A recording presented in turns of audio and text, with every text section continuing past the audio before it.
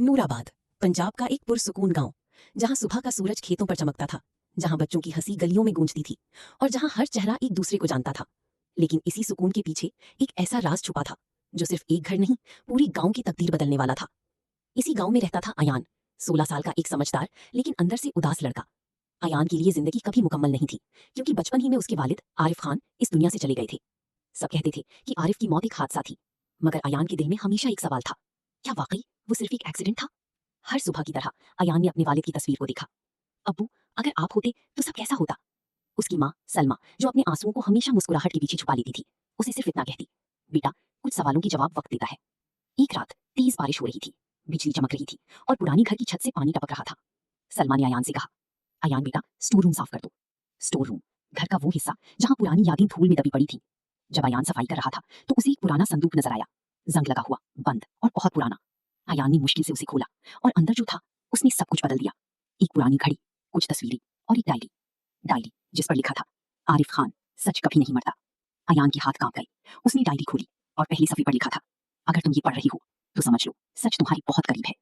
Diary में एक नाम बार बार लिखा था, सिया हवेली, और एक और नाम, मालिक। डायरी के अंदर से एक नक्शा गिरा, जंगल के बीच एक पुरानी हवेली का नक्शा। तभी सलमा रूम में आई। डायरी देखते ही उसका रंग उड़ गया। नहीं अयान, ये डायरी। उसकी आवाज में डर था, वो डर जो सालों से छुपा हुआ था। अगले दिन अयान ने यह सब अपने दोस्त हमजा को बताया। हमजा, जो सिर्फ दोस्त नहीं, भाई था।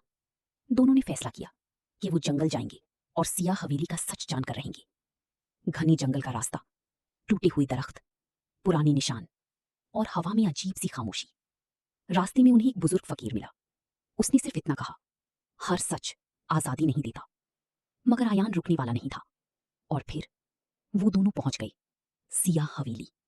एक पुरानी, सिया, खामोश इमारत, जैसे उसकी दीवारें भी कोई राज छुपा रही हों।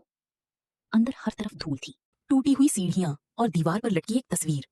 अयान ने जब तस्वीर देखी तो उसकी सांसें रुक गईं। तस्वीर में उसके वालिद आरिफ मालिक साहब के साथ खड़े थे। ये कैसे मुमकिन है? तभी जमीन टूट गई और अयान और हमजा अंधेरे में गिर गए। जब अयान ने आंख खोली, वो एक पुरानी सीक्रेट टनल में था। अंधेरा, खामोशी और सिर्फ टॉर्च की हल्की रोशनी। टनल में पुराने निशान थे, स्केलेटन्स और एक हिडन चेंबर, जहां था खजाना, सोना, पुरानी फाइल्स और वो सच जिसने अयान की दुनिया हिला दी। फाइल्स के मुताबिक मालिक साहब सिर्फ गांव का इज्जतदार आदमी नहीं था, वो स्मगलिंग, धोखा और जमीन कब्जे में मुलविस था। और आरिफ, उसने ये सब जान लिया था। अयान की आंखों में आंसू आ गए। मतलब अब्बू का एक्सीडेंट नहीं हुआ था, उनका कत्ल हुआ था। तभी अंधेरे में से एक आवाज आई, बिल्कुल सही। एक मास्क आदमी सामने आया। ना उसने अटैक किया, ना धमकी दी, बल्कि उसने अयान को बचाया। सच जानना है तो काली रात समझो। और फिर वो गायब हो गया। घर लौटकर अयान ने मां से सच पूछा और सलमा टूट गई। तुम्हारे अब्बू हीरो थे अयान, उन्होंने मालिक का सच जान लिया था। वो गांव को बचाना चाहते थे, मगर मालिक ने उनकी गाड़ी का एक्सीडेंट करवा दिया। अयान का दिल टूट गया, मगर उसने रिवेंज नहीं, जस्टिस चूज की। अयान, हमजा और मास्क्ड मैन तीनों ने मिलकर सबूत जमा किए। फिर पता चला, मास्क्ड मैन रहीम था, अयान का चाचा। फाइनल स्टॉर्मी नाइट, सिया हवेली, आग, राज और मलिक का आखिरी मुकाबला। मलिक चिल्लाया, दुनिया में ताकत सच की नहीं, पैसे की होती है। अयान ने जवाब दिया, झूठ वक्त जीत सकता है, लेकिन हमेशा नहीं। सबूत पूरे गांव के सामने आ गए। पुलिस ने मलिक को गिरफ्तार कर लिया।